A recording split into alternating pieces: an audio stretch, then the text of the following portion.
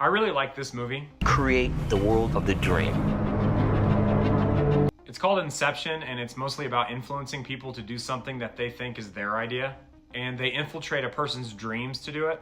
I was thinking about it this week while I was revisiting this book, Sapiens, and I realized that a book like this may be what someone lost in Trumpism or the MAGA circus needs to pull themselves out.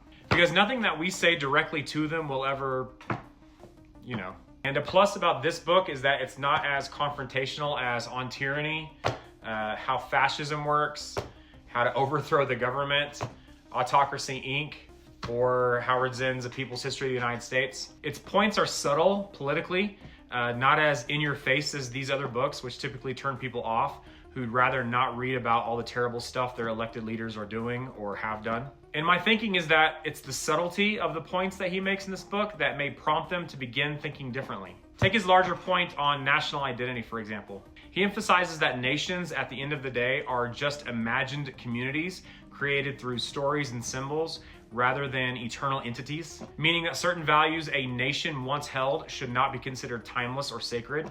They're ever-changing based on broad events, circumstances, and new stories. This, of course, challenges both the America First and the Make America Great Again ideas without mentioning either, and instead suggests that striving to be a global citizen is a more admirable pursuit, much like what Anthony Bourdain was desperately trying to teach us to do.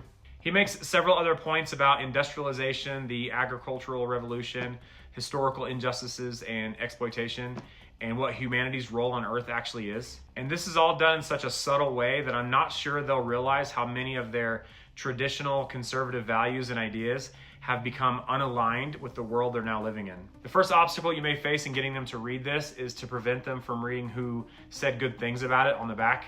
Anyway, as always, if you enjoy my content and would like to keep up with the work that I'm doing, consider subscribing to my YouTube channel, signing up for my newsletter, and following me on Substack.